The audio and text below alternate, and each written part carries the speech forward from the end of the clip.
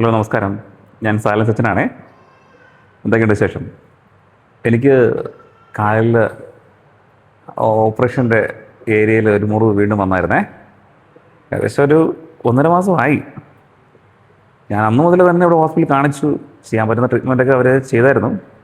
ഇപ്പോൾ അഡ്മിറ്റ് ചെയ്ത് 1.25 ആഴ്ച പിന്നിടുകയാണ്. ഞാനിപ്പോൾ കരമന മെഡിക്കൽ കോളേജിൽ 4th ജനറൽ വാർഡിൽ ഓർത്തോ വാർഡിൽ കിടപ്പുണ്ട്.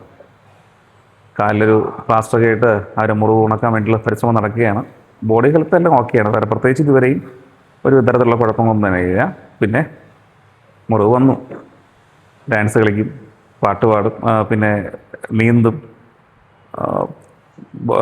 ട്രക്കിങ് നടത്തും, പിന്നെ പലതും അറിയാമല്ലോ. എല്ലാം ചെയ്യുന്നുണ്ടായിരുന്നു. പിന്നെ ഒരുപാട് നടക്കും, ഒരുപാട് യാത്രകൾ.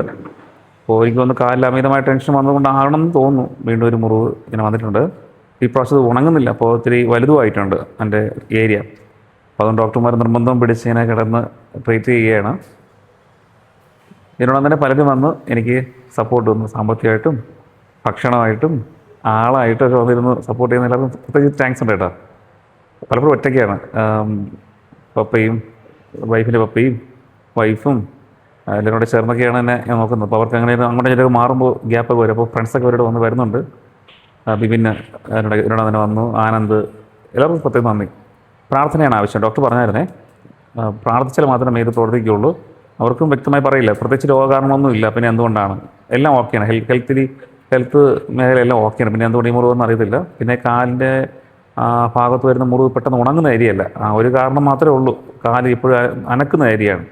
അപ്പോൾ അതുകൊണ്ടാകാം എന്ന് കരുതി അവർ റെസ്റ്റ് തരുന്നു. കഴിഞ്ഞ ഞായറാഴ്ച വേറൊരാളിനെ പള്ളിയിൽ ശുശ്രൂഷയ്ക്ക് ആക്കിയിട്ടുണ്ട്. ഓക്കെ, അപ്പോൾ എല്ലാവരും പ്രാർത്ഥിക്കുക. ഇപ്പോൾ ഇന്ന് 22-ാം തീയതി തിങ്കളാഴ്ച ഇന്ന് ഡോക്ടറെ കണ്ടപ്പോൾ അവർക്ക് പറഞ്ഞു പ്രാർത്ഥിച്ചാൽ മതി, ദൈവം പ്രവർത്തിക്കുമെന്നാണ്. വളരെ വിശ്വാസമുള്ളൊരു ഡോക്ടറാണ്. അപ്പോൾ നിങ്ങളും പ്രാർത്ഥിക്കുക. ഞാൻ പ്രാർത്ഥനയിലാണ്. ഈ നാളുകളിൽ കുറച്ച് വിശ്രമത്തിൻ്റെ സമയമാണല്ലേ, ടെൻഷനൊക്കെ ഒന്ന് ഉറങ്ങാറില്ലല്ലോ. അപ്പോൾ ഉറങ്ങാനും വായിക്കാനും പ്രാർത്ഥിക്കാനും ഇതുപോലെ കുറച്ച് നല്ല നല്ല വചനചിന്തകളൊക്കെ പങ്കിടാനും നിങ്ങളോടൊക്കെ നല്ല കമ്മ്യൂണിക്കേഷനൊക്കെ പറ്റുന്നൊരു സമയമാണ്. ഓക്കെ, വീണ്ടും കാണാം. കുറച്ച് എൻ്റെ ചിന്തകളും അഭിപ്രായങ്ങളൊക്കെ ഈ വീഡിയോയിലൂടെ പങ്കുവയ്ക്കുന്നതിനാണ് ഞാൻ ആഗ്രഹിക്കുന്നുണ്ട്. അപ്പോൾ ഒരു ദിവസങ്ങളിൽ വീഡിയോ ആയിട്ടൊക്കെ നിങ്ങളുടെ അടുത്ത് എത്തുന്നുണ്ട്. കാണണേ. Thank you.